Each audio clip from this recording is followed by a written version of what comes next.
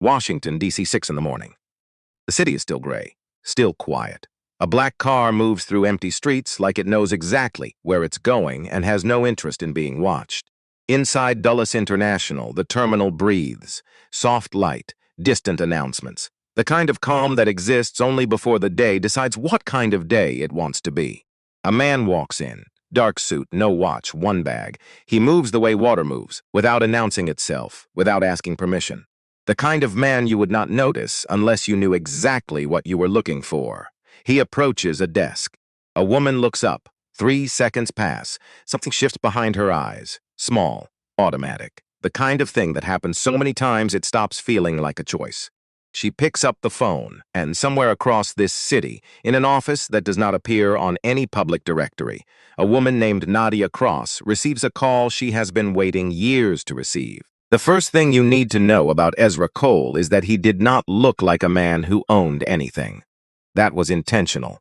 The suit was dark, simple cut, no watch, no cufflinks. One carry-on bag, black, no logo. He walked through Dulles International the way he had learned to walk through spaces like this.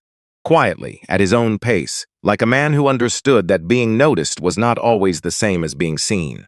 He had understood that since he was 6 years old. Baltimore, 1988. A social worker named Miss Patterson sat beside him on the front steps of a house that did not belong to him. She had kind eyes and a voice she kept soft on purpose. She told him his parents were not coming home.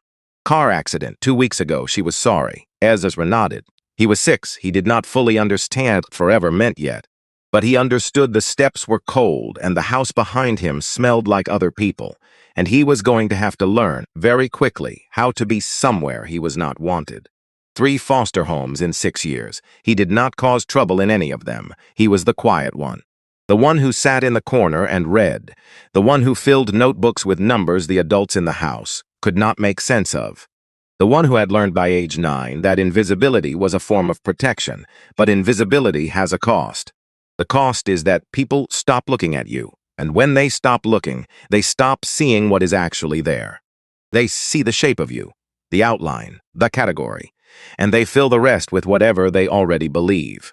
Ezra had been managing that cost his entire life. He was 42 years old now, founder and CEO of Vertex AI. His company was worth $11 billion. Its predictive routing systems ran 6 of the country's 10 busiest airports. 14 months ago, the Federal Aviation Administration had shortlisted Vertex AI for the largest infrastructure contract in American aviation history. He was flying to Chicago this morning to sign it. 1 meeting, 1 signature. He did not need the watch. He did not need anyone in this terminal to know his name. He just needed to get on the plane. Dulles was busy for a Tuesday in October. The kind of morning where the light comes sideways through the terminal glass and turns everything briefly gold before the clouds close in. Families moving in loose formations with too much luggage. Business travelers staring at phones with the fixed expression of people who have stopped seeing what is in front of them. A boy, maybe 7 years old, running circles around a row of seats with the patience of someone who had stopped trying to intervene 20 minutes ago. Ezra noticed the boy, noticed the mother, noticed the way she watched him, tired and fond at the same time. The way love looks when it has been going for a while. He noticed everything, always had. People read his quietness as distance. They saw the stillness and assumed arrogance. They assumed he was not paying attention. He was always paying attention. He moved through the terminal toward the Meridian Airways first-class lounge entrance. His boarding pass was in his jacket pocket. His ID was in his wallet. Seat 2A on the 845 to Chicago. He had flown this route 11 times in the past 18 months. He knew the check-in process. He knew the lounge. He knew exactly what the next 5 minutes were supposed to look like. 2 agents behind the premium desk. 1 young woman with short red hair stand against the back wall, a tablet in her hands, not fully engaged with anything on it. 1 older woman seated at the desk. Mid-50s, hands folded, back straight. The posture of someone who had been doing the same job for long enough that the job had shaped her body. Her name tag said Diane Santon. She looked up when Ezra approached. He would think about those 3 seconds for a long time afterward. Not because they were dramatic. They were not dramatic. There was no visible hostility, no theatrics. It was quieter than that. a small adjustment behind her eyes. Something that settled into place the way a conclusion settles before you have consciously formed it. An assessment made before a single word had been spoken, fast and automatic and entirely invisible to anyone who had not learned to watch for it. Ezra had been watching for it his whole life. "Good morning," Diane said. Her voice was perfectly level. The words were correct. "Can I help you?" Everything underneath the words was slightly off. Not enough that you could point to it. Exactly enough that you could feel it. "Lounge access," Ezra said. "Flight to Chicago, 8:45, seat 2A. He placed his boarding pass on the counter. Diane picked it up, looked at it, turned it at it again. "And your ID?" He handed it to her. She examined it, looked at him, looked back at the ID, then back at him as if reconciling the two. Just one moment, she typed something into her computer, slowly, more slowly than the task required. The check-in process for the Meridian first-class lounge took 45 seconds. A minute at most. Ezra knew this because he had been through it 10 times before, and because he paid attention to things like that. He was now at 2.5 minutes. He stood. He did not shift his weight. He did not check his phone. He kept his hands loose at his sides and his face neutral. That had taken years to learn, not the neutrality, but the decision to maintain it. The decision not to give anyone the satisfaction of a reaction they could use. "Sir," Diane said, not looking up from the screen. "This ticket." She paused, not a natural pause, a constructed one. "How did you purchase this?" "Online," Ezra said. "Same as anyone. These seats quite expensive. First-class pricing." She glanced at him. "I just want to make sure everything is in order." "Is there a problem with my documentation?" "I'm being thorough. You've been looking at a valid boarding pass for 3 minutes." The young woman with the red hair, Sophie Lane, according to her tag, looked up from her tablet. She glanced at the boarding pass on the counter, at Ezra, then at Diane. Something crossed her face. She put it away. Diane set the boarding pass down and picked up the phone. "I'm going to need to call a supervisor, just to verify." "Verify what?" "It's standard procedure." It was not standard procedure. Ezra had watched it work for 11 other passengers at this same desk over the past 18 months. It had never taken more than a minute. "Go ahead," he said. He stepped slightly to the right, gave her room, kept both hands visible, loose at his sides. Old habit. The kind that develops when you understand early that how you stand in a moment like this can determine how the moment ends. Devon Shaw was 22 years old and running 4 minutes late. His shift started at 7. It was 7:04. His supervisor, Brett, had already sent a text and an email in the took Devon to park, badge in, and jog down Concourse B with his Meridian Airways intern lanyard bouncing against his chest. 6 weeks at Dulles, senior year at Howard University, computer science major. His senior thesis, 14 months of work, was a predictive modeling framework for airport traffic optimization. It was built in substantial part on a paper published 7 years ago by the founder and CEO of Vertex AI, a man named Ezra Cole. Devon had read everything the man had published, every paper, every interview, every profile. His roommate had taken to calling it a parasocial situation. Devon had taken to keeping the browser tabs open only when his roommate wasn't home. He was jogging past the premium check-in desk when he stopped. Just stopped. His brain registered 2 things at once. First, that is Ezra Cole. Second, what is happening right now is not right. He had seen that stance before. The stillness of a man holding himself together from the inside. His father had that stance. His uncle, his older brother, once, outside Astoria, Southeast D.C., when a security guard followed him through 3 aisles and nobody said what it was out loud. Devon understood what he was looking at. He stepped behind a row of seats, pulled out his phone, pressed record. He stood there and did not breathe especially well for about 40 seconds, and he kept the frame steady, and he watched the whole thing happen. Diane on the phone. Back half turned to Ezra. Ezra standing 2 feet from the counter, hands loose at his sides. Sophie Lane watching from the far end of the desk with an expression she kept rearranging. Then Earl Briggs arrived. Earl was 51 years old and had been doing airport security for 19 years. Before that, 11 years in the Army. He walked with the economy of someone who has spent decades in situations where moving wrong cost something. Broad-shouldered, calm-faced. He had a rule he never wrote down anywhere. The rule was, the job is always to de-escalate, whatever the call said. whatever the scene looked like. First job always was to bring the temperature down. He came around the corner and saw the scene in 2 seconds.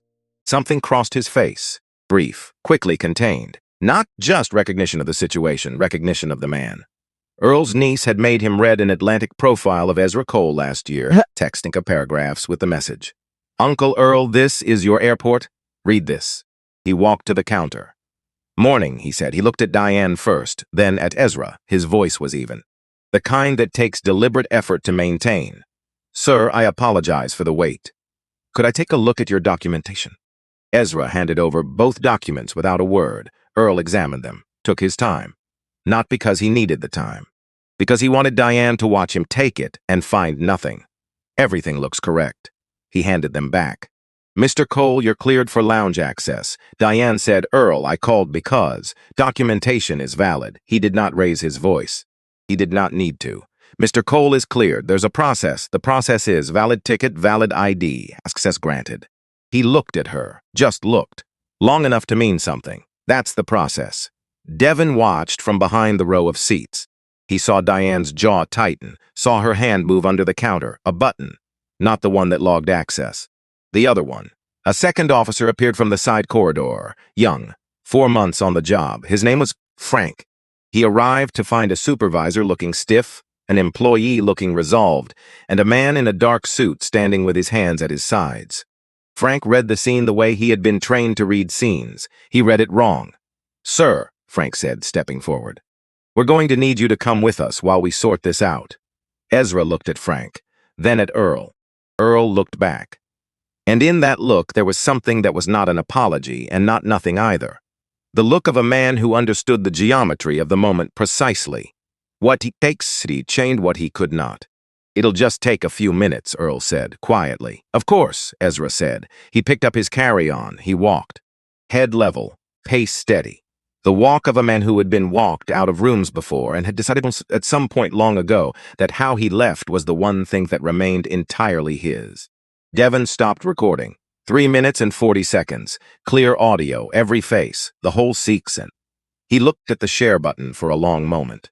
He thought about what would happen if he posted it right now, the speed of it, the 48 hours of outrage that becomes content, that the algorithm processes and moves past. He thought, that's not the right thing. He found the profile, 2 million followers, bio, Vertex, AI, builder. He stared at the message box for a full minute. Then he typed, "To Sir, my name is Devin Shaw. I'm a senior at Howard and an intern here at Dulles. I just witnessed what happened at the premium check-in desk. I know who you are. I want you to know that what just happened was wrong. I'm sorry." He read it back. It felt inadequate. Most true things do. He sent it. The security holding room was not built for comfort. Fluorescent light. 1 table, 3 chairs. A clock on the wall running 4 minutes fast, which Ezra noticed in the first 30 seconds because he noticed things like that. An air vent producing a faint, irregular ticking. He counted the interval. 42 seconds, 41, back to 42. He sat with his carry-on the table in front of him. Jacket on, hands folded, back straight but not rigid. He had learned in rooms like this that rigidity reads as aggression, that the angle of your shoulders can change how the next 10 minutes go. He was good at waiting. He had been good at it since he was 8 years old, sitting on someone else's front steps with a notebook full of equations nobody in that building could read, waiting to find out whether this particular day was going to be one of the ones where something went right. It usually wasn't. But you waited anyway, because the alternative was deciding in advance that it wouldn't be. And he had never been able to make himself do that. His phone was in his hand. He read Devin Shaw's message. He did not know this young man, but he knew the shape of those sentences. The careful construction. The apology at the end. He knew what it looked like when someone understood that what they had just witnessed was a specific kind of wrong and hadn't yet figured out what to do about it. He typed back, "Stay close. Watch. Don't post what you have yet." Then he made the call he had been composing in his head since the moment Jacinth Sutton had turned her back to him and picked up the phone. Nadia Cross answered on the second ring. She always is answered on the second ring. "It's me," Ezra said. "I know." "What happened?" "Duels. First-class lounge about 40 minutes ago. A pause, not long. How bad?" "Intentional." "Coordinated, possibly." I need you to pull everything on Meridian Airways, Ezra. Her voice shifted, not warning, calibrating. If I start that process, we are not stopping in the middle. I know what I'm asking. A silence between them that was not uncomfortable. They had known each other 6 years, 4 operations, one very bad week in Phoenix they no longer discussed. Silence was information. How deep? Nadia asked. Ezra looked at the door. Through the small rectangular window, he could see the corridor beyond. Could see faintly Diane Sutton at the far end talking to a colleague. Her posture relaxed, the problem resolved, the day continuing. Deep enough, he said, that they cannot claim they didn't know. Nadia exhaled. Not in a frightened way. The way someone exhales when something they have been waiting to be authorized is finally authorized. All right, she said. Clocks starts now. He ended the call. He sat for another 20 minutes. Earl came back at the 18-minute mark with a printed clearance form. Stamped, official.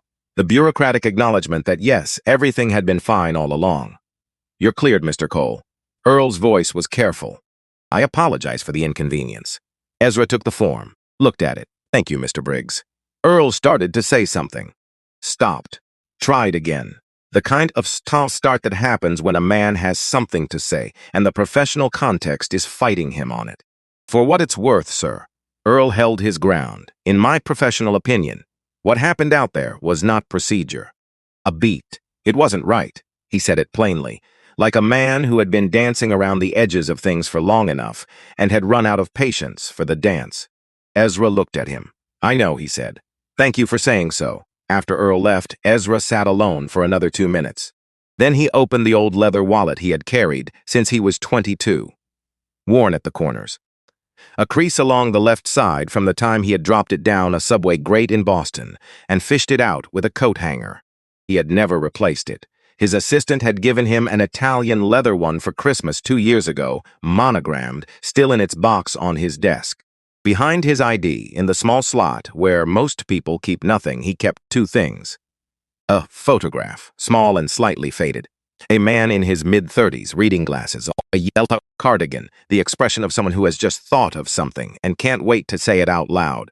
Elias Park, 10th grade math teacher at Marshall High. The man who had looked at a notebook full of equations written by a 15-year-old in a foster placement and said, without hesitation, without performance, like it was simply a fact he was reporting, I have never seen anything like this. Elias had driven Ezra to the library on Saturdays, had helped him with scholarship applications, had not treated his potential like a surprise, like something to be managed or contained or explained. He had treated it like an obvious thing the world had simply not gotten around to noticing yet. Elias died of a stroke in 2019. Ezra had given the eulogy. It was the hardest thing he did that year, and that year had included a hostels acquisition attempt and a Senate inquiry. The second thing in the wallet was a piece of paper, small, folded 4 times, thin from years of handling. He unfolded it. The handwriting was Elias's, cut from a card that no longer existed, kept because the card had been the first one anyone ever sent him. The world will underest if that is your advantage. Use it. Ezra read it, folded it back, replaced it carefully, closed the wallet, stood up. He walked back through the corridor alone. The lounge entrance desk was still staffed. Diane Sutton was still there. She looked up when Ezra came through. Something settled across her face. Not guilt, not yet, but the beginning of something that guilt would eventually grow from. The delayed recognition that arrives when it is no longer of use to anyone. Ezra did not look at her. He moved through the lounge, found a seat by the window, set his bag down, sat. Outside on the tarmac, a Meridian Airways aircraft was being pushed back from the gate. Its livery bright in the flat October light, the name Meridian in block letters down the fuselage. He looked at it for a moment. His phone had one new message. Devon Shaw again. It said, I kept the footage. I didn't post it. I thought you should control when and how it moves. Is that right? Ezra read it twice, then he typed. That was exactly right. Hold it for now. If this goes where I think it's going, we'll need it as documented evidence, not a viral moment. The investigation is more important than the news cycle. Stay close. Someone from my office will reach out today. He sent it. Then he looked back at the aircraft on the tarmac. He thought about Douglas Penn. Douglas Penn, who had been 28 years old and well-dressed and collegial when he took Ezra to lunch twice and told him he believed in the vision, who had used a contract clause, standard language, he'd said, not to worry, to walk away with controlling instant as Ezra's first company when Ezra was 19 and couldn't afford to have the clause explained properly. Penn now sat on the advisory board of Meridian Airways. Ezra had known this for 8 months. He had also known for the past 3 months that Penn had been actively advising Gerald Harmon on competitive positioning against Vertex AI's FAA contract bid. That information had come through a source inside the Transportation Committee, indirect, unconfirmed, but consistent with Penn's style. And this morning, Ezra had arrived at Dulles, the airport anchoring his FAA contract, the airport where Meridian operated its most profitable premium routes. And within minutes of entering the building, the environment had done exactly what environments shaped by men like Gerald Harmon do to men like Ezra Cole. It could be coincidence. Ezra did not believe in coincidences when the geometry fit this cleanly. He could not prove the connection yet. But Nadia would find it if it was there, and if it was there, it would not be the only thing she found. His boarding announcement came. Flight to Chicago. Gate B22 first call. He stood, picked up his carry-on. Sophie Lane was across the lounge with a cart doing her rounds. She looked up when Ezra walked past, made eye contact, held it. She said nothing, but she nodded once. The kind that means, I saw it. I know what it was. I'm sorry I couldn't do more. Ezra nodded back. He walked to the gate. In the lounge behind him, Diane Sutton was already with her next passenger, moving through the morning the way she always moved through the morning. The problem resolved, the routine resumed. She did not know that the ground had shifted. Not yet. On the plane in seat 2A, Ezra opened his laptop. 7 his assistant, 2 from his CFO, and 1 sent 40 minutes ago from Gerald Harmon, CEO of Meridian Airways, welcoming Ezra to any Meridian flight and expressing hope for a productive relationship going forward. Ezra read it twice. He thought about what Nadia had said when he called her from the holding room. Clock starts now. His phone lit up. A text from Devon Shaw. Understood. The footage is safe. I'll wait for your team. Good. Ezra typed back. Then, one more thing. If anyone from Meridian approaches you about today, don't sign anything. Don't say anything. Call me first. He closed the laptop. The plane began to move. The wheels left the ground. He did not look back.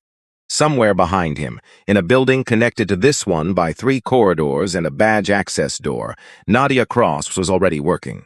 Somewhere near gate B14, Devon Shaw was standing with his phone and 3 minutes and 40 seconds of footage that would matter. Not as a viral moment, but as evidence in a federal investigation that had not yet begun but was already inevitable. Somewhere in Atlanta, Gerald Harmon was reading a 1-paragraph summary of a minor incident at Dulles and deciding it was nothing. The city below fell away, roads and rooftops. The geometry of a life assembled from nothing, viewed from above. Ezra Cole looked out at it. Then he opened his laptop and got back to work. The video went up at 11:47 a.m. Not Devon's video. Someone else's. Patricia Holt was 58 years old, retired schoolteacher from Reston, Virginia. She had been standing in line at the Meridian Premium Desk at 7-6 that morning, waiting her turn, watching through the gap between 2 rolling suitcases. She had filmed 40 seconds on her phone, because 40 years of teaching children had given her a precise internal alarm for when something was wrong. She had not posted it immediately. She had gone home first, made coffee, sat with it for 4 hours. Then she posted it. The caption said, "This happened this morning at Dulles. The man being escorted away is Ezra Cole. You may know his name. You may not. Either way. Watch this." By noon, 40,000 views. By 1 o'clock, 200,000. By 2. Meridian Airways' social media team had sent 4 increasingly urgent emails to their communications director, who had forwarded them to Gerald Harmon's assistant, who had knocked Gerald's office door and been told to handle it. At 2:47 p.m., Meridian Airways posted a statement. It was, as corporate statements go, technically proficient, apologetic in structure without being an admission, specific enough to seem serious, vague enough to protect everyone who mattered.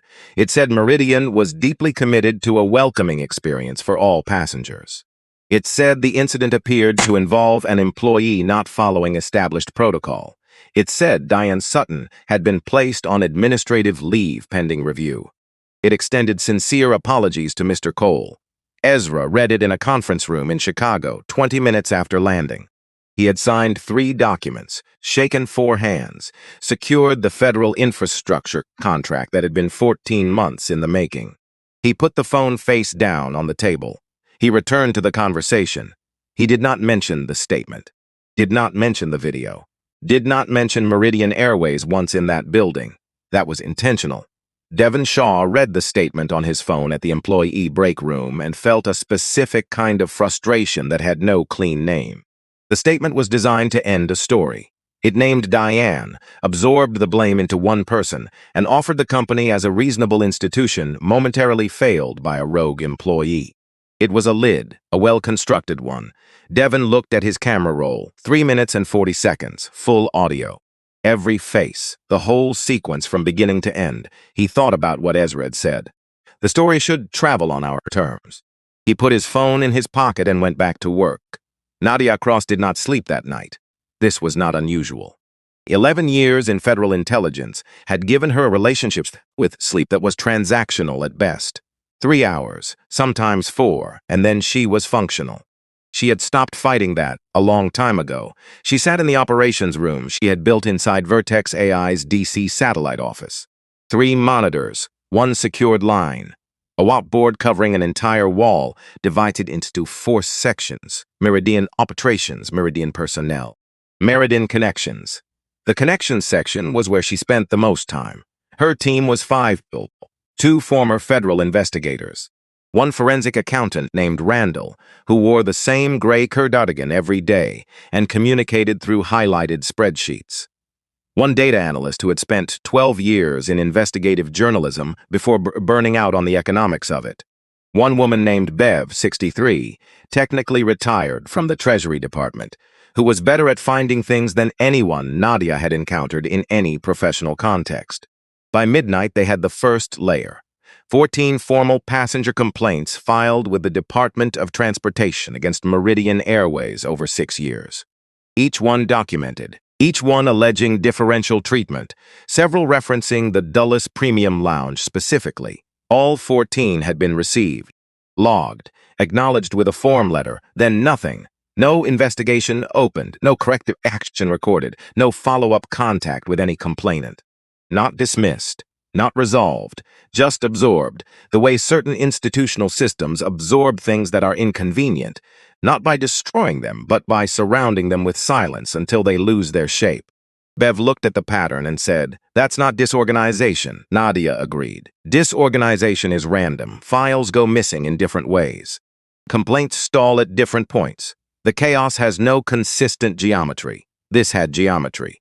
Every single complaint had landed on the desk of the same regional compliance officer, a man named Dale Pruitt, based in Meridian's Mid-Atlantic Operations Hub, and every single complaint had stopped moving the day it arrived. Nadia wrote Dale Pruitt on the whiteboard, drew a line to Gerald Harmon, then she kept going Randall. Spent 36 hours on the financial layer. What he found was not, on its face, illegal. That was the craft of it. Meridian had directed maintenance contracts to 2 vendors over 7 years. Both were certified. Both had reasonable reputations. Both charged rates that were individually unremarkable. But when Randall mapped which maintenance tasks went to which vendor, a pattern emerged. High-visibility work, the items that appeared on federal safety audits that inspectors checked, that showed up in public documentation, went to the established vendors. Everything else went somewhere else. A company called Hargrove Aviation Services, based outside Atlanta, incorporated 6 years ago, certified, technically. Client list before Meridian, 2 small regional carriers and a private charter outfit. Randall followed the Hargrove ownership structure through a holding company, through 2 limited liability entities, into a trust. The trust had 3 beneficiaries. One of them was Gerald Harmon. Randall formatted this into a document, highlighted key sections in yellow and the critical ones in orange, walked it across the office at 6 in the morning, and set it on Nadia's desk without saying anything. She read it twice. "He's been paying himself," she said, "through the maintenance contracts, while deferring the actual work," Randall said. 41 deferred items across the fleet. 11 of them are in categories that trigger mandatory federal reporting if they cross certain thresholds. How close are they to the threshold? Randall paused. Close enough that I'd rather not fly Meridian. Nadia looked at the whiteboard. At the Meridian operations section, which had been mostly empty 2 days ago and was now dense with names and arrows and dates. She picked up her pen, added Hargrave Aviation Scrivis, drew a line to Gerald Harmon, then a second line, thinner, with a question mark at the end toward Douglas Penn. She did not know yet what that line meant, but she had learned over many years of this kind of work to mark the things she didn't know alongside the things she did. In Chicago, Ezra was eating breakfast alone in his hotel room when Constance Webb called. He had expected it. Constance had a radar for events. She was 71 years old and had been the first black woman to serve as CEO of a Fortune 500 airline. That has been 22 years ago. The airline was gone now, acquired, merged, dissolved across 2 decades of consolidation. But Constance was still in her office, still on 4 boards and 2 foundations, still the person Ezra called when he needed to think with someone who would not pretend things were simpler than they were. I saw the statement, she said, instead of hello. I know. How are you? Working on it. I know you are. A pause, not an impatient one. I want to see you in person today. He looked at his laptop screen. 2 calls, 1 debrief, a dinner he could cancel without consequence. I can be at your office by 3. Good. Come hungry. My assistant always orders too much. Constance Webb's office was on the 31st floor of a building in the Loop with a view that, on clear days, reached all the way to the lake.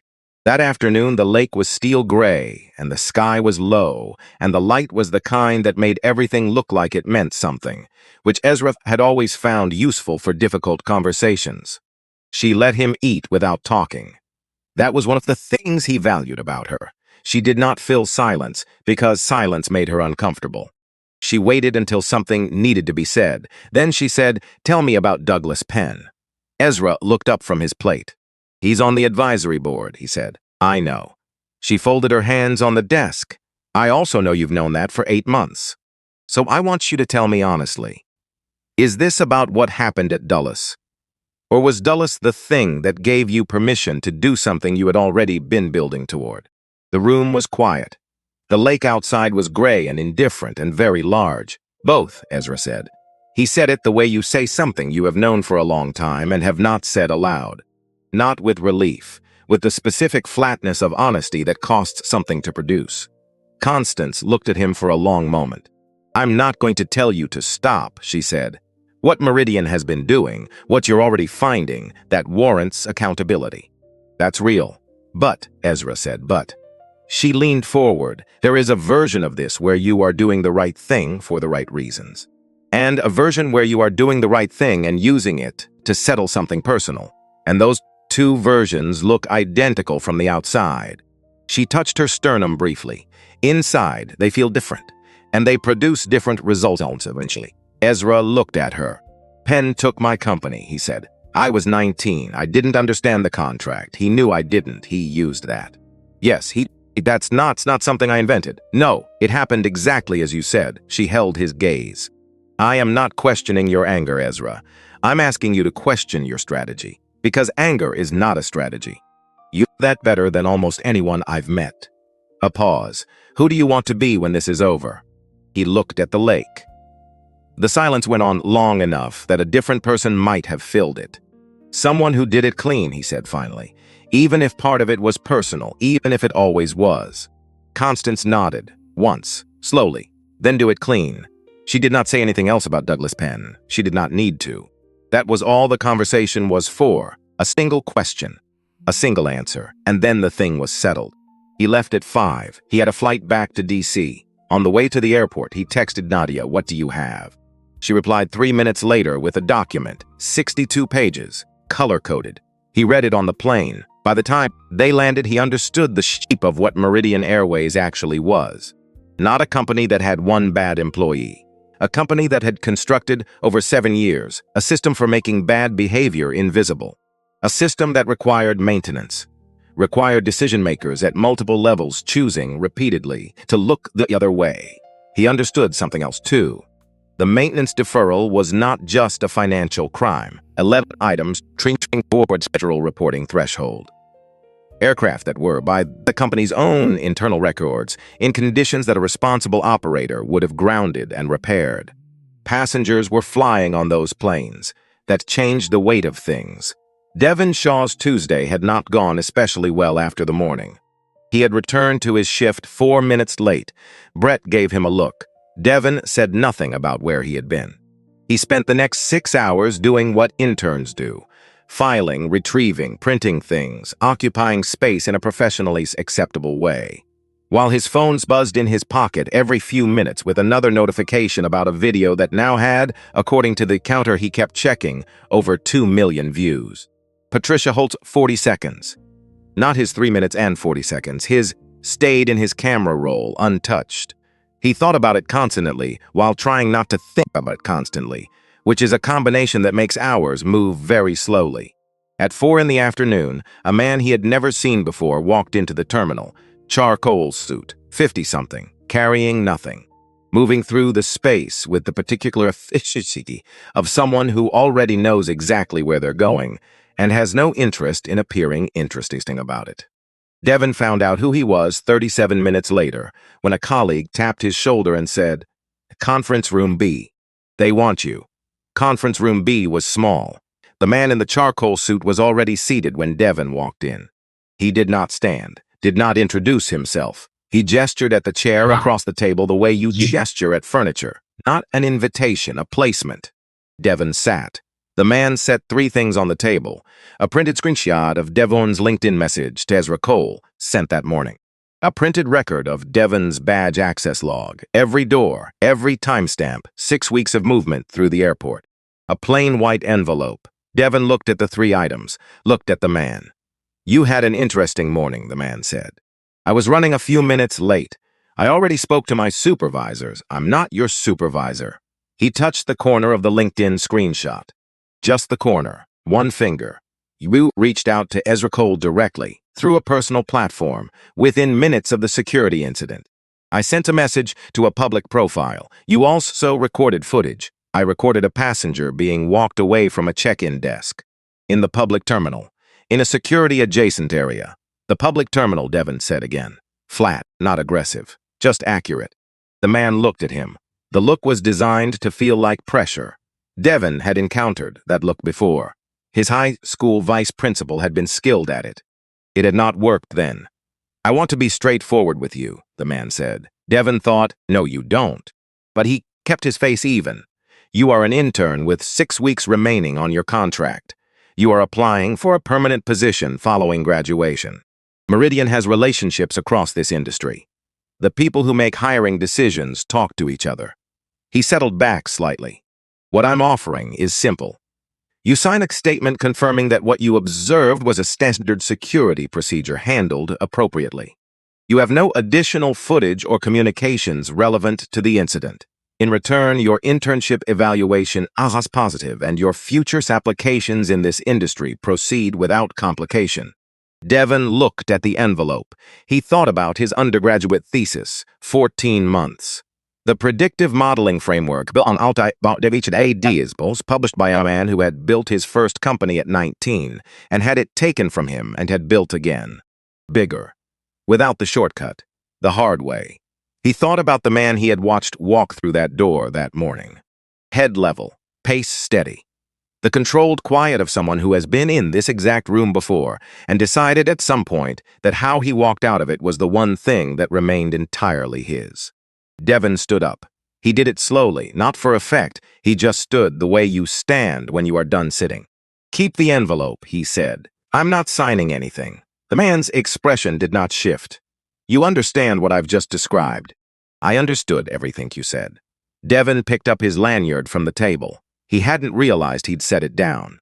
"I'm still not signing." He walked to the door, stopped with his hand on the handle. "You should probably know," he said without turning, "that I've already been in contact with Ezra Cole's office, and they know about the footage." He paused. "I just thought you should have complete information." He walked out into the corridor. He leaned against the wall for about 15 seconds. His hands were shaking. He had not expected that. He pressed them flat against his thighs and breathed. Then he pulled out his phone and texted Ezra. They just tried to buy my silence. Man in a charcoal suit. Envelope. The whole thing, I said no. The reply came in under 5 minutes. I know who that is. You did exactly right. Don't go anywhere alone tonight. Someone from my team will call you before 7. Devon stared at the message. Someone from my team.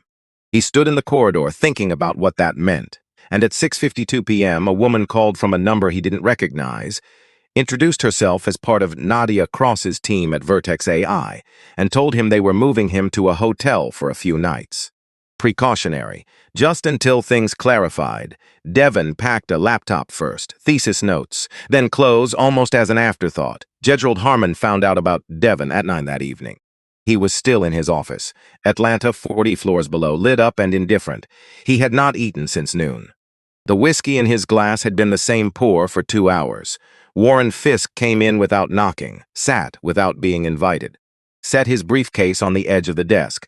We have a leak, Gerald said. Multiple, potentially. Fisk was direct.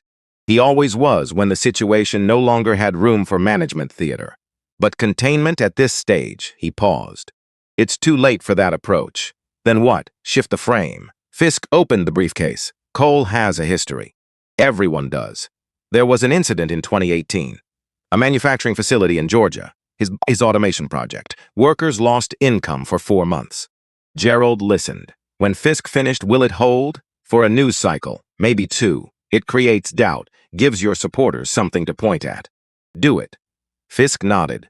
He did not say what he was thinking. He had learned, over a long career in crisis management, that clients do not want to hear certain things until the moment arrives when they have no choice. That moment had not yet come for Gerald Harmon. When it did, Fisk would tell him. Until then, he would do what he was being paid to do. In her apartment that same evening, Margaret Osei opened her email at 10 p.m. and found the message from Nadia's team. She read it 4 times. She knew what it was. You do not get a message like this from nobody. She thought about the board meeting in February, the denied safety audit. 3 years of internal requesting reviews that were never conducted. She thought about a sound the landing gear had made on a flight the previous month. Just a sound. Probably nothing. Except she knew the deferred maintenance list well enough to understand that probably nothing was not the same as nothing. She typed a reply. I'm available tomorrow at noon. Personal line.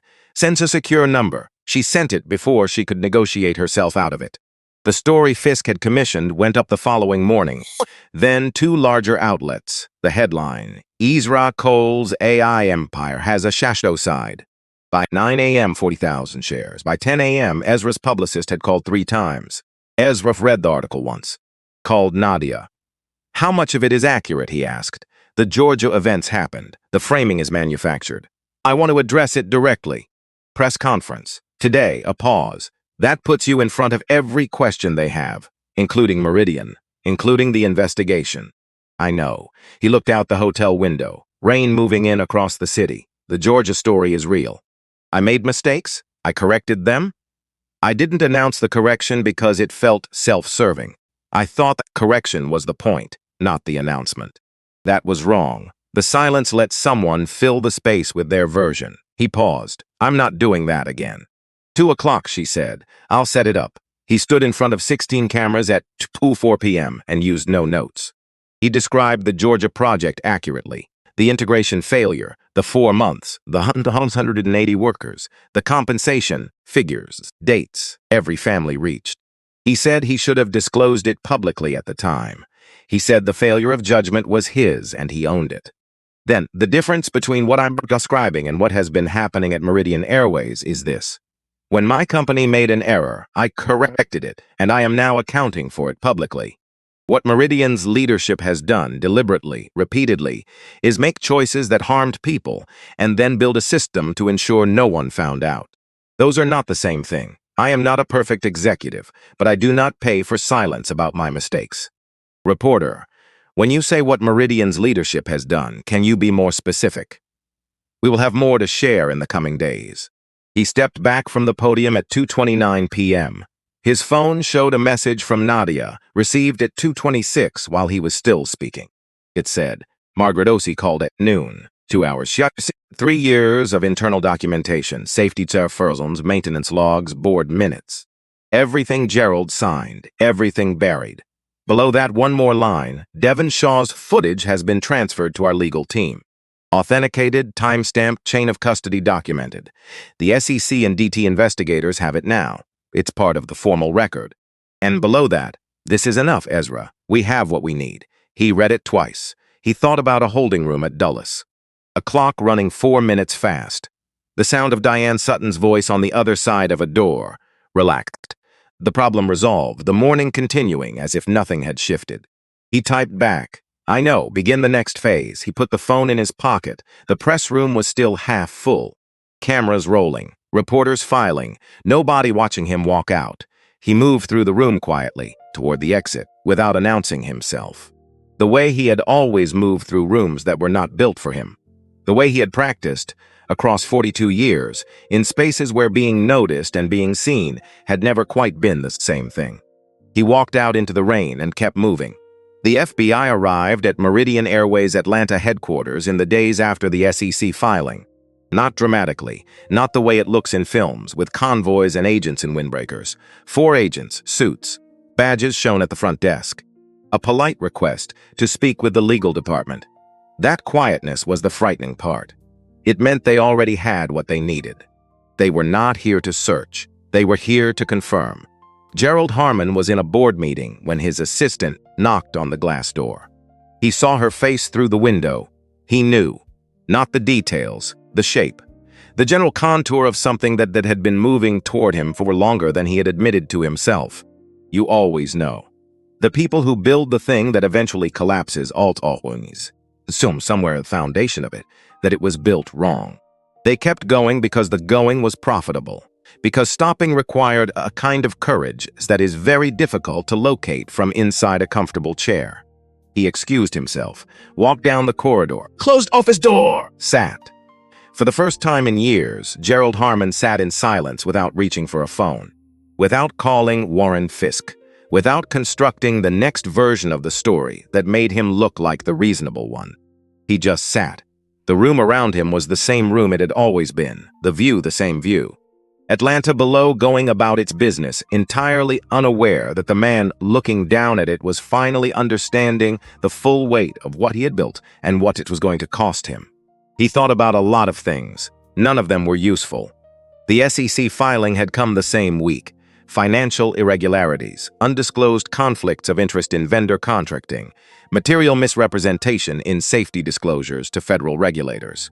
Randall, in the gray cardigan, read the filing from his desk in D.C. and highlighted 3 sections in orange. Then he went and got a cup of coffee. The first one he had actually tasted in 4 days. In the weeks that followed, Meridian stock dropped 37%. The board called an emergency session. Gerald Harmon was asked by the board chairman in a phone call lasting less than 6 minutes whether he would voluntarily step aside. Gerald said he would not. The board chairman said, "Gerald, there are 11 votes. I've spoken to 8 of them. I wanted to give you the opportunity to do this with some dignity." A long silence. "How long do I have?" Gerald asked. "The meeting starts at 9. Another silence. "Fine," Gerald said. That was all. Warren Fisk's situation resolved separately. The paper trail Nadia's team had followed from the planted Georgia story, led back through a wire transfer. From a shell account Fisk controlled to the aggregation site that had published the piece. Paying for fabricated journalism dressed as news. Federal wire fraud. Fisk had been careful for 26 years. Careful about phones. Careful about who he met and where. He had not been careful about the wire transfer, because he had not known that Nadia's team had been inside Meridian's financial architecture for 72 hours before the Georgia story went live. He found out in a parking structure in Bethesda on an evening that had started as an ordinary diner when 2 agents approached his car. He thought for 1 second about running. Then he thought about where that had ever taken anyone. He got out of the car, put his hands where they asked. Said nothing. He was very skilled even now at saying nothing. Ezra was in Nadia's operations room when the news came through. Past 8 in the evening. The whiteboard was dense now. Names, lines, dates, the whole architecture of a system that had operated in darkness for years, mapped out in red and black on a wall that smelled like dry erase marker and old coffee. Nadia looked at her phone, then at him. "Fisk," she said. Ezra nodded. He did not celebrate, did not say anything that sounded like victory. Because the moment did not feel like victory.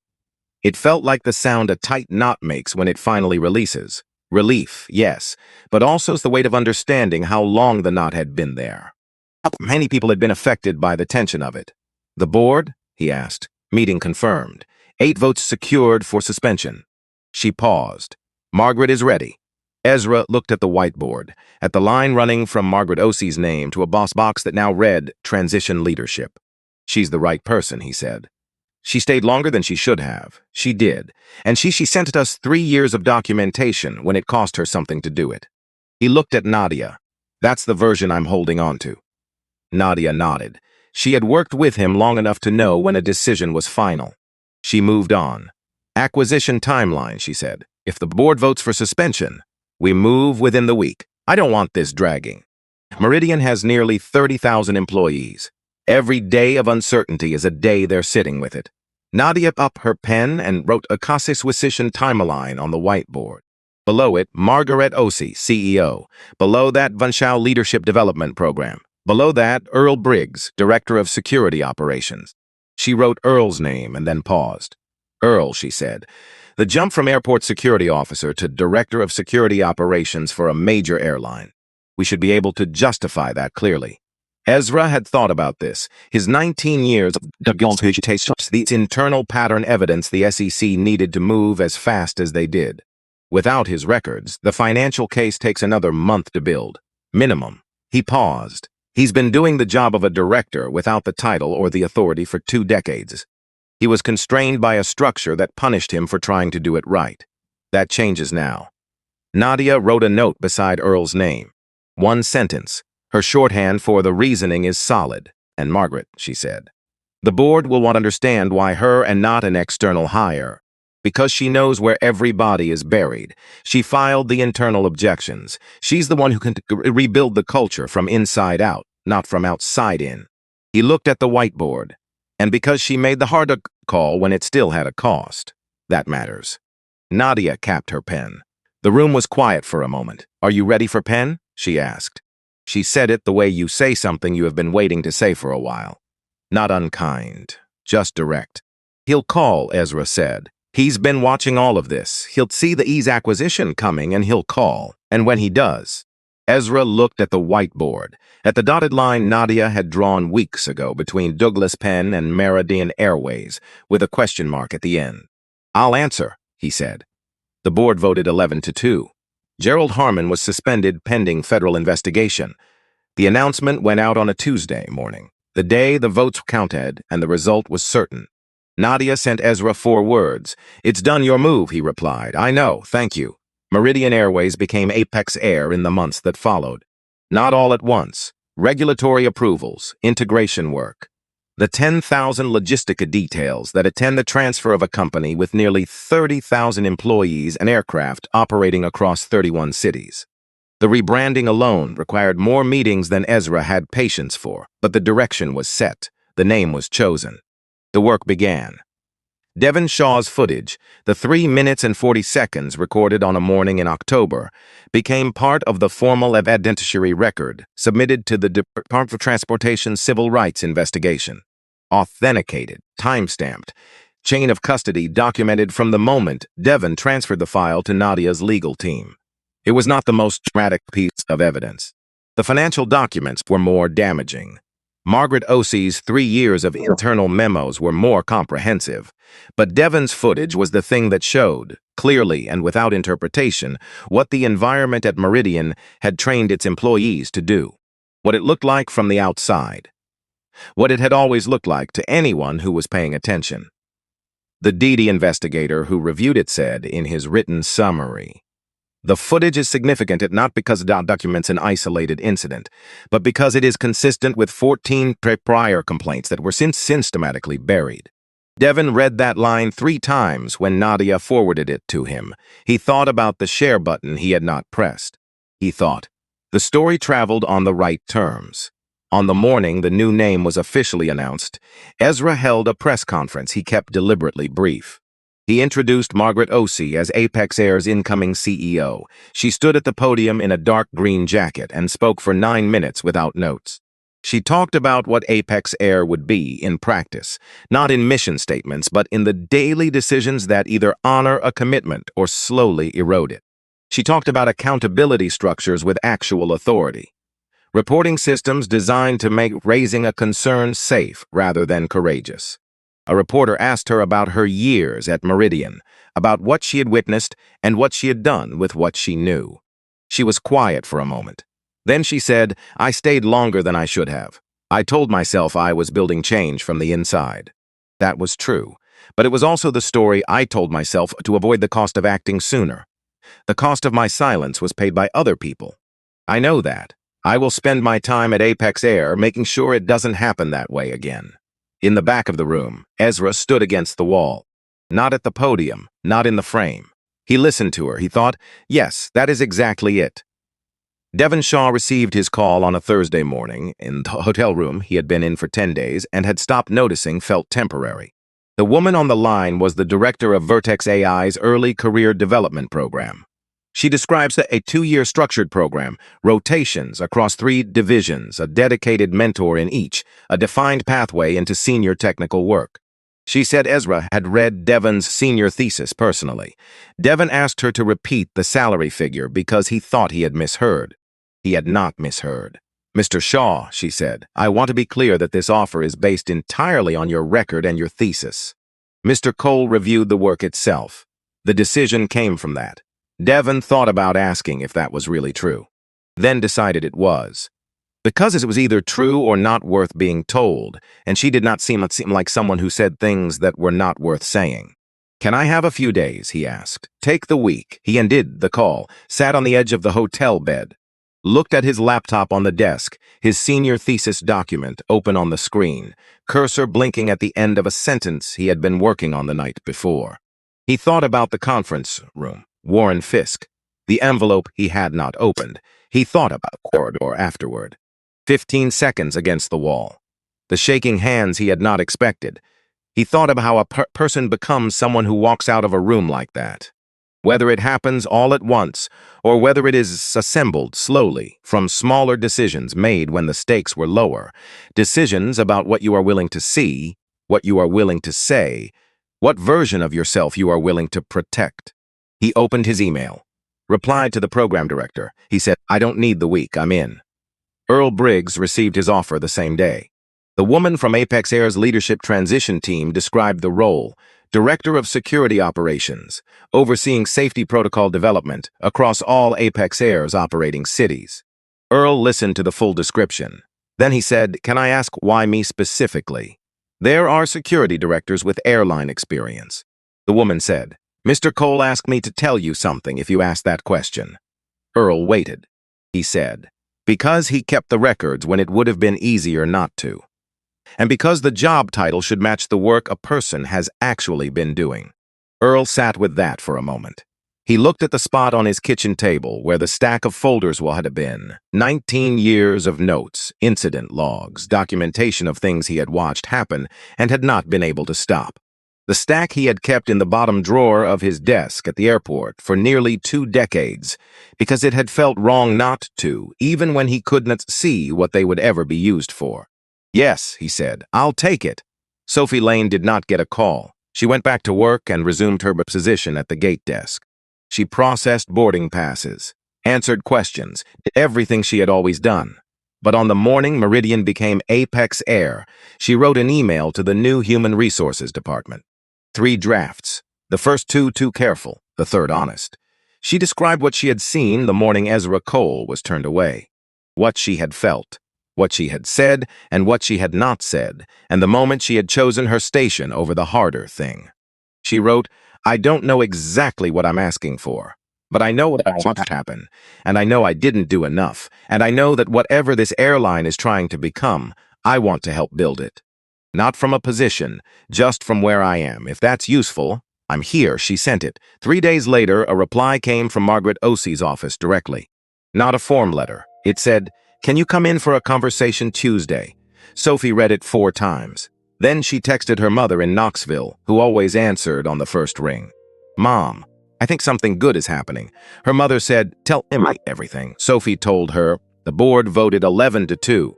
Gerald Harmon was suspended pending federal investigation. The announcement went out on a Tuesday morning, a date that meant nothing in particular, except that it was when the votes were counted and the result was certain.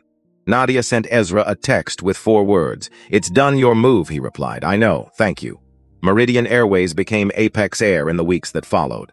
Not all at once. These things never happen all at once. There were regulatory approvals, integration meetings, the 10,000 logistical details that attend the transfer of a company with nearly 30,000 employees and aircraft operating across 30 thin city. But the direction was set. The name was chosen. The work began. On the morning the new name was officially announced, Ezra held a press conference he kept deliberately brief. He introduced Margaret Osei as Apex Air's incoming CEO. She stood at the podium in a dark green jacket and spoke for 9 minutes without notes. She talked about what Apex Air would be in practice, not in mission statements, but in the daily decisions that either honor a commitment or erode it. She talked about accountability structures, reporting systems with actual authority, an employee culture where raising a concern did not require personal courage because the system was designed to make it safe. A reporter asked her about her years at Meridian, about what she had witnessed and what she had done with what she knew. She was quiet for a moment. Then she said, "I stayed longer than I should have. I told myself I was building change from the inside." That was true, but it was also the story I told myself to avoid the cost of acting sooner. The cost of my silence was paid by other people. I know that. I will spend my time at Apex Air making sure it doesn't happen that way again. In the back of the room, Ezra stood against the wall. Not at the podium, not in the frame. He listened to her. He thought, yes, that is exactly it. Devon Shaw received his call on a Thursday morning in the hotel room he had been in for 10 days and had stopped noticing felt temporary. The woman on the line was the director of Vertex AI's early career development program. She described the position, a 2-year structured program, rotations across 3 divisions, a dedicated mentor in each, a defined pathway into senior technical work. She said Ezra had read Devon's undergraduate thesis personally. Devon asked her to repeat the salary figure because he thought he had misheard. He had not misheard. "Mr. Shaw," she said, "I want to be clear that this offer is based entirely on your record and your thesis." Mr. Cole reviewed the work itself. The decision came from that. Devon thought about asking if that was really true, then decided it was. Because it was either true or not worth being told, and she did not seem like someone who said things that were not worth saying. "Can I have a few days?" he asked. "Take the week." He ended the call, sat on the edge of the hotel bed, looked at his laptop on the desk, the thesis document open on the screen, cursor blinking in the middle of a sentence he had been working on at 2 in the morning 3 days ago.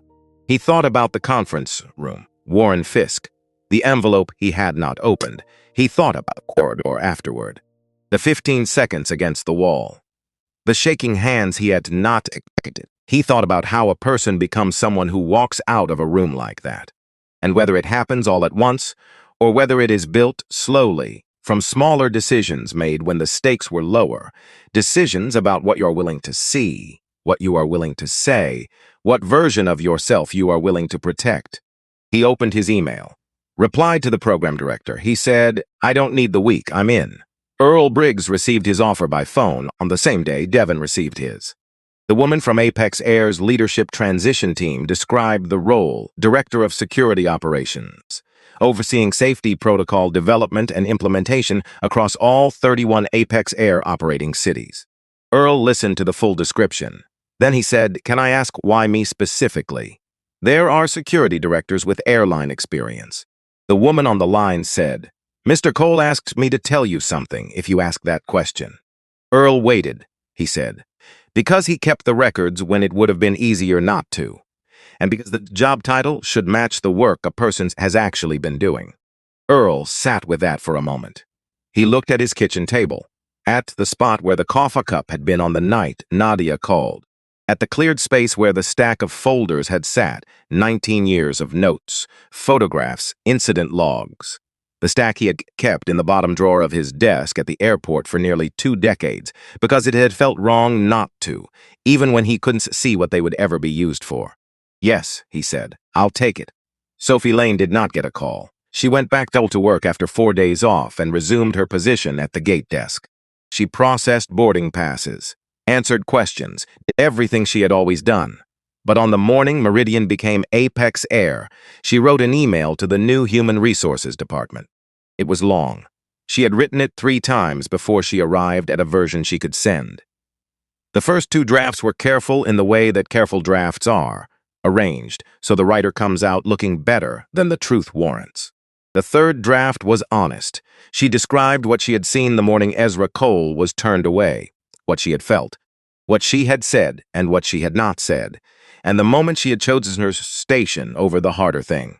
She wrote, "I don't know exactly what I'm asking for, but I know what I want to happen, and I know I didn't do enough, and I know that whatever this airline is trying to become, I want to help build it. Not from a position, just from where I am. If that's useful, I'm here." She sent it before she could revise it a 4th time. 3 days later, a reply came from Margaret Osie's office, directly, not a form letter. It said, "Can you come in for a conversation Tuesday?" Sophie read it 4 times. Then she texted her mother in Knoxville, who always answered on the first ring, "Mom, I think something good is happening." Her mother said, "Tell me everything." Sophie told her, all of it. Diane Sutton received the termination letter on a Tuesday. Formal, measured, reviewed by lawyers, which meant it said what it needed to and nothing else. Termination effective immediately. Severance as outlined. Company property to be returned by business Friday.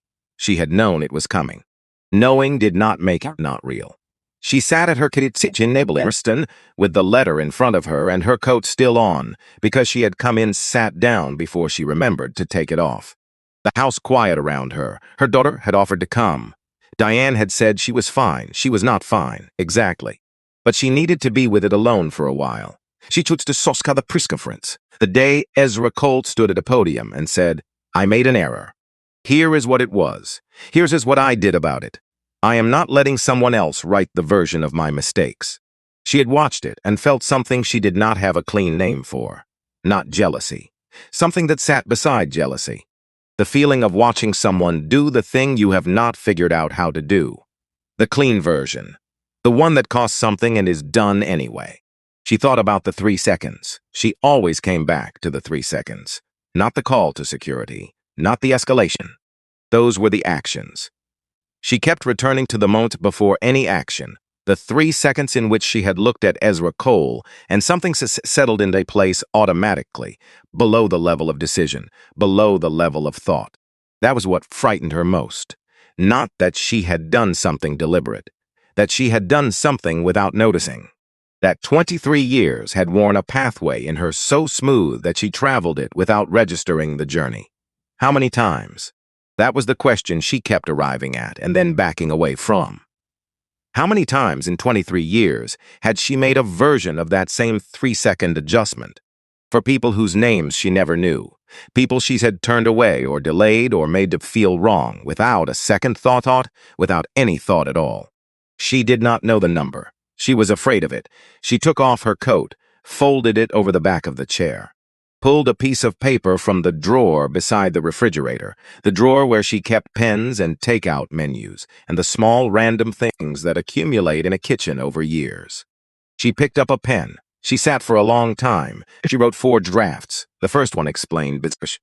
The second apologized in a way that was more about her own discomfort than about what had happened to him. The third was shorter, but still too careful. The fourth she wrote without looking up, without rising as she went, without stopping to manage the impression it would make. She addressed it to Ezra Cole. She said, "I am writing because I don't know if this helps anything, but I couldn't not write it.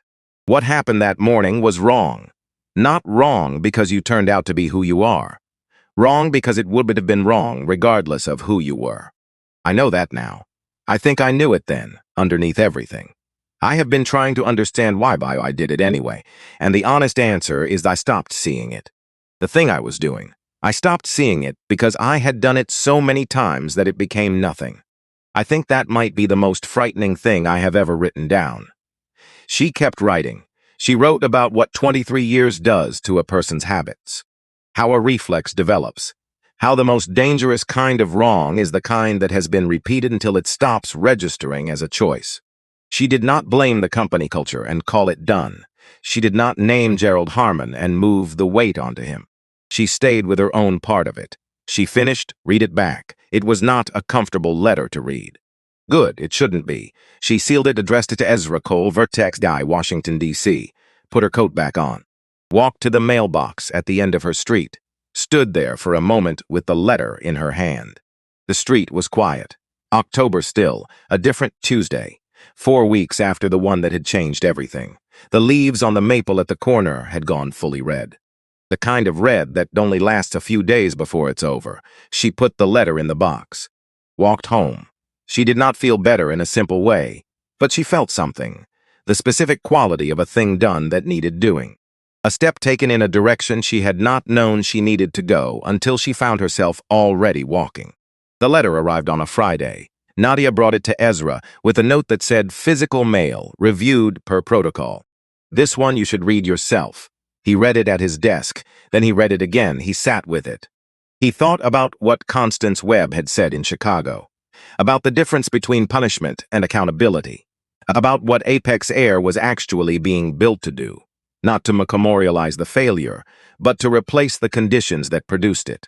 He thought about Diane writing 4 drafts. He thought about what it takes to look at something you have done, something that felt like nothing while you were doing it, and choose to look at it clearly, without the softening, without the story that makes the picture more flattering than the full truth. He picked up his phone and called the director of Apex Air's Culture and Employee Development Program. The retraining initiative, he said. The one for employees transitioning from the old Meridian system. Yes, I want to add something. A component about unconscious patterns, how they form, how long they can operate before a person notices them, how to interrupt them before they become reflexes. He paused. I want it built by people who understand the psychology, not the liability. Not a compliance module. Something real. I think we can build that. I also want it available to former employees, people who left or were let go during the transition. If they want to participate, the door should be open. A brief pause. That's not standard. I know. Make it work. He set the letter down. He did not write back to Diane Sutton. He was not certain a response was what the letter needed. Some things are sent, to be witnessed, not to receive an answer, but he kept the letter. He put it in the top drawer of his desk, next to a worn leather wallet he had carried since he was 22 years old. He went to Baltimore on a Sunday, drove himself, the longer route, 2 hours through Maryland, fields, exits, towns that appear and dissolve into the rearview, gas stations that have been in the same spot for 30 years. He had not driven himself anywhere in months. He had forgotten that driving, just driving, without managing anything, was its own kind of useful. The neighborhood looked the same and different in the way places do when you have been gone long enough. The bones identical. The details shifted. A building he remembered as a laundromat was something else now. A vacant lot he had cut through as a boy had a small community garden in it, raised beds, a hand-painted sign, a scarecrow that had seen better days. He parked on the street. He walked. Past the house, a medical clinic now, where he had lived at 9. A decent placement, that one. For a while, he did not stop. 2 blocks north, past the library where he had spent Saturday mornings. Past Kornsk's store, where the owner had known his name and carried his tab one winter when money was genuinely not available. He stopped in front of the school. 2-story brick, 1962. Still standing. The playground equipment was the original, which meant it was decades past its useful life. Several second-floor windows were boarded on the inside. The front steps had a crack running left to right that he did not remember. He went in. The principal was Dr. Angela Reed, 64 years old, 22 years at this school. She shook his hand with the grip of someone who shakes hands of 7-year-olds all day and means it every time. She walked him through the building. He asked questions and took notes on his phone. Not rhetorically. He wanted the actual numbers. The library had not had new books purchased for it in 3 years. The gym floor had been condemned in 2 sections and patched with plywood in the interim. The science room had no functional equipment since 2018. The after-school program ran on $14,000 annually, which covered materials for approximately 40% of what they tried to do. He listened to all of it. Then they sat in her office, and he told her what he was planning. $30 million over 5 years, a new library with a working computer lab, gym renovations, a science and technology center, scholarship for students accepted to college, and the part he had thought about the most on the drive down, a mentorship network. Professionals across fields, tech, medicine, construction, law, education. People who would come to this building and sit with students and tell them true things about what their actual working lives looked like. Not inspiration, information. Dr. Reed listened without interrupting. When he finished, she sat still for a moment. Not overcome, not performing anything. Just receiving it. The way you receive something that requires more than the usual processing. Why this school? She asked. This wasn't your school. I walked past it every day for 2 years. The kids I saw going in looked like me. He looked at her. The school I attended got more resources because it was in a slightly better zone. 1 zip code difference, that's all it was. He paused. I'm not interested in the zip code difference. She was quiet. What do you want to call the fund? She asked. He had been carrying the answer for weeks. Elias Park Foundation, he said. After a teacher. She wrote it down. Did he teach here? Marshall High. He taught me calculus and helped me apply to MIT and believed I was going to do something before I believed it myself. A pause. He died in 2019. He never knew what came after. I think about that. Another pause. The people who build the foundation don't always get to see the building. Dr. Reed looked at him for a moment.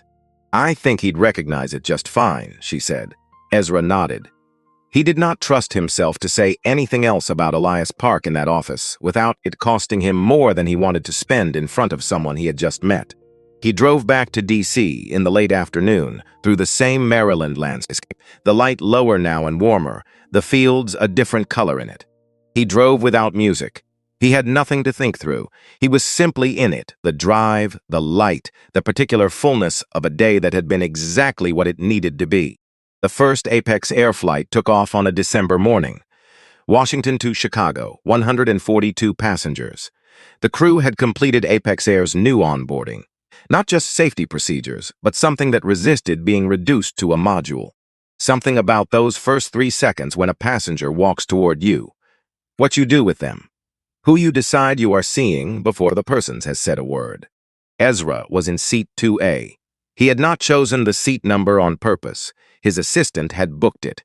He had noticed it on the boarding pass and felt something that was not quite meaning and not quite coincidence. Something in between that he did not need to name. The man in 2B settled in about 12 minutes before departure. 60s. A suit with a good cut from a while ago, well kept. A briefcase he placed in the overhead bin with the careful attention of someone whose contents matter. He had the look of a man who had traveled a great deal in his life and had not always traveled this way. He looked at the seat, at the menu card, at the amount of space in front of him. His expression was not amazed. It was quieter than amazement. The expression of something being received that you did not know that you had been waiting for. The flight attendant came by. Her name tag said Prill. 26 years old, 18 months with Meridian, transferred to Apex Air 2 weeks ago. She had told a colleague the previous day that she was nervous about whether she was doing any of this right. The new culture, the new expectations, the feeling of being asked to bring something to the job that was harder to train than the safety procedures. She looked at the man in 2B, and she smiled. Not the practiced expression, not the commercial version that sits at the front of the face and does not go any deeper. The actual one, the one that starts somewhere behind the eyes.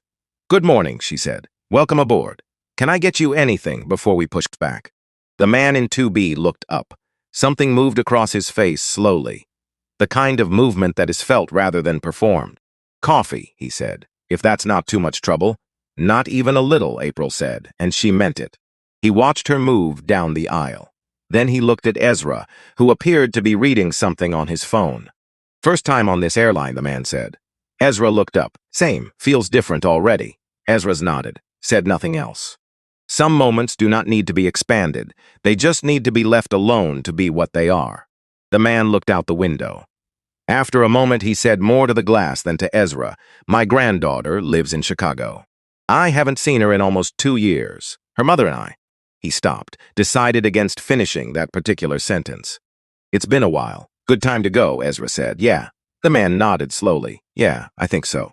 April came back with the coffee, set it down carefully, said, let me know if there's anything else you need. The man looked at the cup, then at her. Thank you, young lady, he said. I mean that. April looked briefly, genuinely surprised. Then she smiled again and moved on. The plane began to push back. Ezra looked out the window, December sky. The runway ahead, gray and long. Other aircraft moving in the distance, the whole choreography of the system working, the patterns holding. He thought about a holding room with fluorescent light. A clock running 4 minutes fast. See the sound of Diane Sutton's voice on the other side of a door, relaxed, the day continuing as if nothing had shifted. He thought about Devon Shaw in a hotel room, typing at 2 in the morning, about Earl Briggs pulling a drawer open and pushing a stack of folders across a table, about Margaret Osey hitting send on an email at 10 o'clock on a Tuesday night and then sitting very still in the particular way of someone who has just stepped off an edge. He thought about Constance Webb and the question she had asked him in Chicago, with the lake gray and still behind her. Who do you want to be when this is over? He thought about Elias Park, the yellow cardigan, the reading glasses, the Saturdays at the library, the voice that said, with no weight to it, no performance, like reporting a simple fact, I have never seen anything like this. Ezra had spent 23 years trying to live up to that sentence. He was getting closer. The plane accelerated. The ground moved faster beneath them. Then it was gone. The wheels left the runway and city fell away. Roads and rooftops and the geometry of everything that had looked enormous from the ground, visible from up here as a pattern. Clear and readable, full of shape if you knew how to look. Beside him, the man in 2B held his coffee with both hands. He was looking out his own window, not at the city receding below. Past it, toward the horizon, disguising, went gray, and then lighter gray, and then, at the very edge, a thin, steady line of pale gold. His face had the expression of someone going somewhere. Not just on a map, as Ezra looked at it. He did not say anything. He had learned across a long time that some moments ask nothing of you except to be present for them, to let them be what they are without addition. The plane climbed. The gold line at the horizon widened. And Ezra Cole, 42 years old, former foster child, founder of Vertex AI, owner of a battered leather wallet and a piece of paper for folded, 4 times in a $34 million commitment made in a principal's office on a Sunday afternoon, sat back in his seat and breathed and let it be enough, because it was. The point had never been the acquisition, never been the press conference or the whiteboard full of names, or the moment Gerald Harmon sat in his chair and understood what was coming. The point was this: a man with a briefcase is going to see his granddaughter for the first time in 2 years. A young woman named April who smiled and meant it. A principal in Baltimore writing down a name in her notebook. A 22-year-old who kept the footage and walked out of a room with a white envelope left on the table. The point was all of it, all the small things that are, in the end, the only things. The plane leveled. The clouds were below them now, white and still, lit from above by a sun that had been there the entire time, already waiting, just on the other side of whatever had been in the way. Ezra closed his eyes. He just rested.